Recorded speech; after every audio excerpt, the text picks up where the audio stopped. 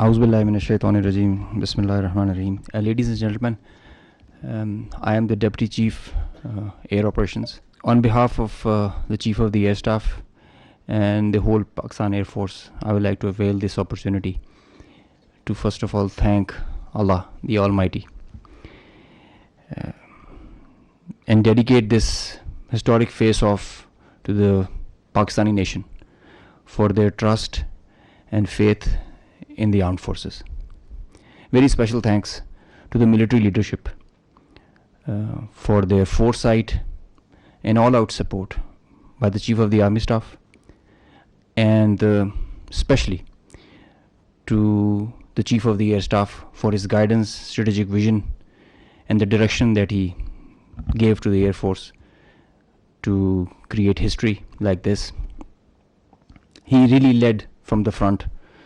He was involved all the way during this operation, spearheaded it, choreographed it.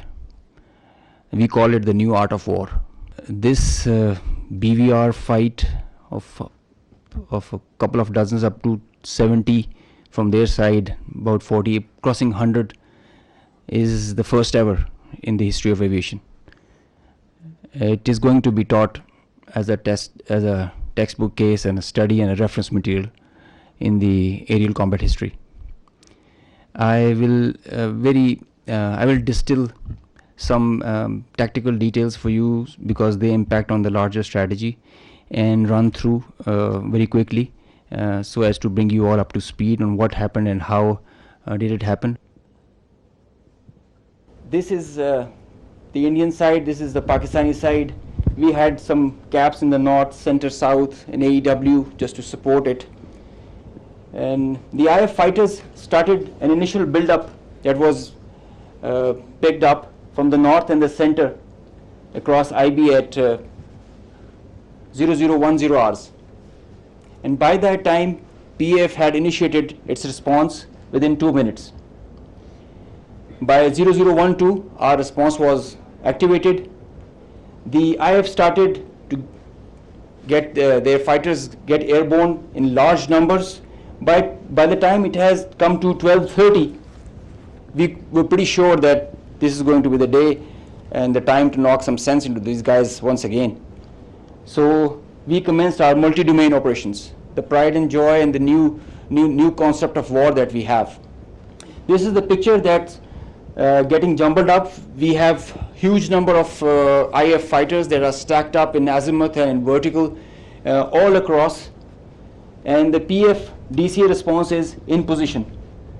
The complete package, when it gets into shape, it is on 4 axes, and we perceive that they will have 4 incisions just to embroil. Up to 60 aircraft, including 14 Rafales, were electronically ID'd by all through our electromagnetic operational environment. We call it the EMO. So by the time they were in air, we had sorted out and contracted all fighters and accounted for. The 60 number, that augmented to 72 through their scrambles that kept on coming just to reinforce and supplement and to saturate the air defense. They thought they could do that for the Pakistani ADGE, air defense ground environment.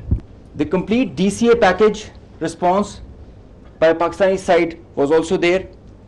We had 42 high-tech aircraft on our side, and the strategy was to have force concentration in our selected AOR and fight at our own strength. PF fighters ensured Pakistan's air sovereignty, and because of that, we first rerouted all civilian traffic that was about to go from Lahore, Islamabad, and this area, because we thought that this is going to be the hot plate. So we wanted safety for all the civil airliners. When they had seen this kind of a strong defense on our side, they resorted to launching their air-to-ground weapons while being cis frontier. And as soon as they had launched the weapons, we could ID that instantly. And the Chief of the Air Staff, as I mentioned, he was in the COC. He has been there for a couple of nights. I have seen him there. So when I said that he spearheaded and he led from the front, he really did that. and he changed the contract. We were given the rules of engagement first to deter, and as soon as this thing happened, we changed our rules of the game in the air from deter to assure kill, deny own loss. PF strategy changed. We had a plan. We thought that Indians, the last time they said that they would have Rafales and they could have created any difference. So we targeted their center of gravity and the Rafales. That's why you see good numbers for that. We would have had more numbers, but we showed restraint. Ladies and gentlemen, the thing about this whole play time was this thing lasted for more than an hour. With so many large number of aircraft, so many large number of aircraft on both sides, with so many grinds, and the flow of the BVR, the modern warfare has changed so much that the long stick, the employment is if you don't shoot, you get shot. So that is why the art was to employ them optimally, and that was a big challenge for us. That is why I say that it has never happened before. These are the locations with the range bearing, electronic ID, that we think that we are sure that we have shot. A MiG-29 was shot 8 miles from LOC, bearing 243 20 nautical miles from Srinagar. A Su-30 was shot 192 19 miles, 25 miles from LOC. We have the exact details because you cannot, in the modern battlefield, you cannot conjure up things out of imagination. You have an electronic ID. The aircraft gets picked up by his data link. As soon as you put on your radar, you show yourself, and nobody can hide, nobody can deny that. A Rafale was shot 54 miles from LOC in Srinagar. So you can have all these details. We have exact range bearings because and when you employ your weapon, you know exactly when the missile is getting active, when it is getting and the blip is disappearing, which is verified as you get down for the debrief. So none of the claims have any fat in them. So they are pretty clear, pretty concise, pretty accurate. And I have a audio from a Rafale formation that I will share. The call sign is Godzilla. As soon as those animals are extinct, so this one also got extinct. Please play.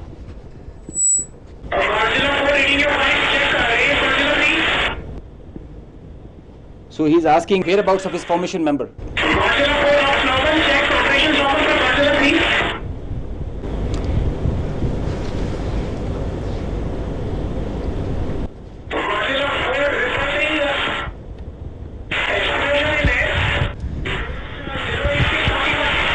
So the formation knows, his leader knows that his number, one of his flight member is not there. They have an RT. This is the original RT that they are exchanging, and they're asking about his position. He's giving his own operations as fine, but he has claims that I've seen an explosion in the air. And I will share this detail. It's a long RT that we have. If we can hear one RT of one formation member, we can hear all of them in panic and in distress.